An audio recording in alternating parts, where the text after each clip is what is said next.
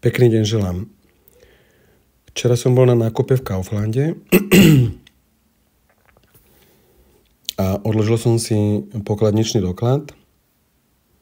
Nakúpil som 4 druhy tovarov a skúste si tipnúť, akú úsporu som dokázal dosiahnuť. Kúpil som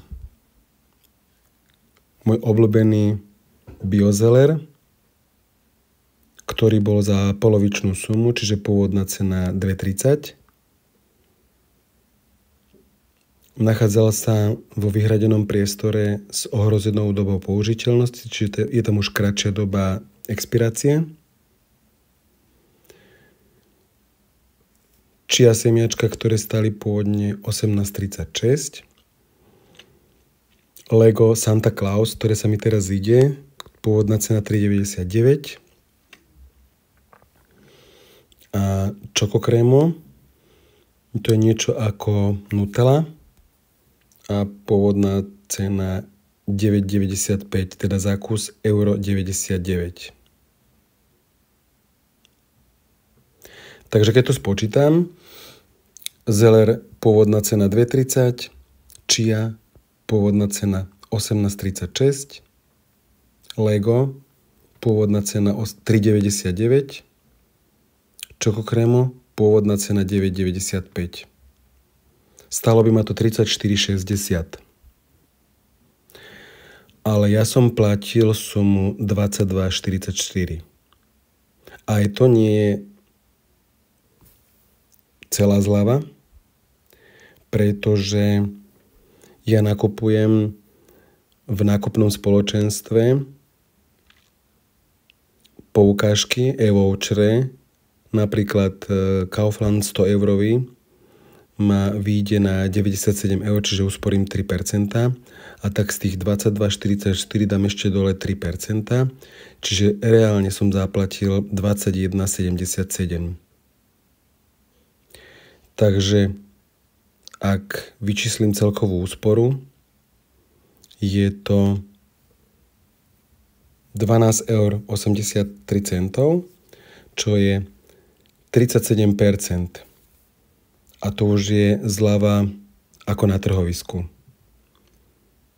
Čiže ak bereme do úvahy, že Kaufland je veľký reťazec s pevnými cenami, tak výsledok je, že naozaj sa oplatí sledovať efekt z úspor, ktoré ponúkajú napríklad tieto reťazce. Poďme si to rozmeniť na drobné.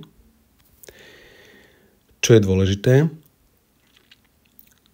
Tak, v prvom rade je dôležité mať aplikáciu tohto veľkého reťazca, nie len tohto, ale asi už každého.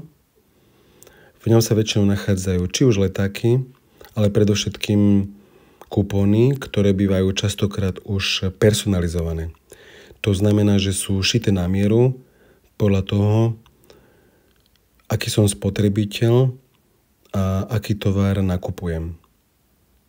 Keď mám aplikáciu, automaticky môžem využiť aj skener. Tie už používajú viaceré reťazce.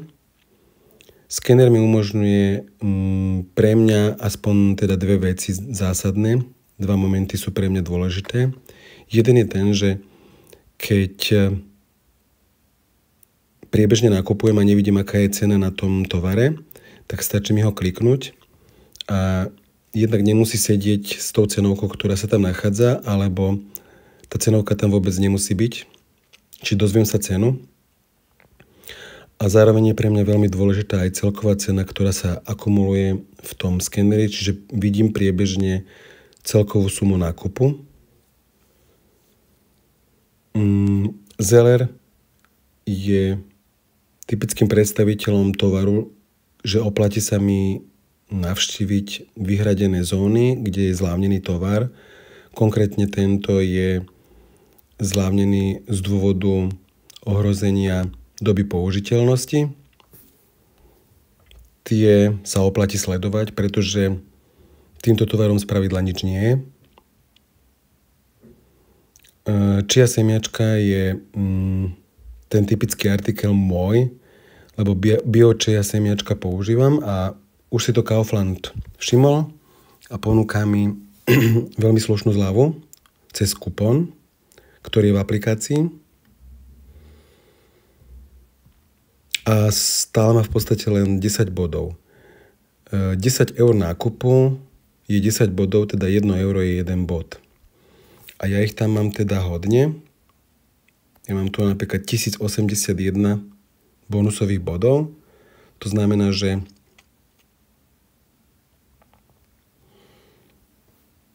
ešte môžem veľmi veľa takýchto kuponov využiť, kým by som to minul. Ale priebežne každým nákupom aj z tohto nákupu sa mi pripíše zase 22 bodov, alebo sa mi pripísalo 22 bodov, lebo som nakúpil za 22 eur.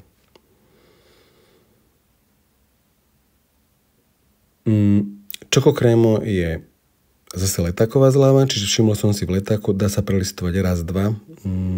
Keď som sa to už naučil, tak v podstate za pár sekúnd, možno že minúta, mi trvá v elektronickom letáku to prelistovať.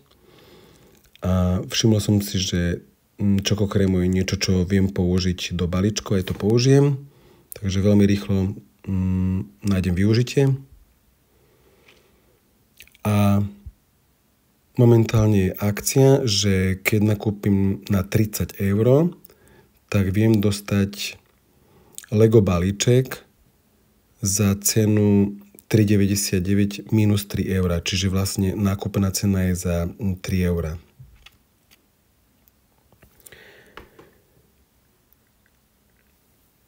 Ja využívam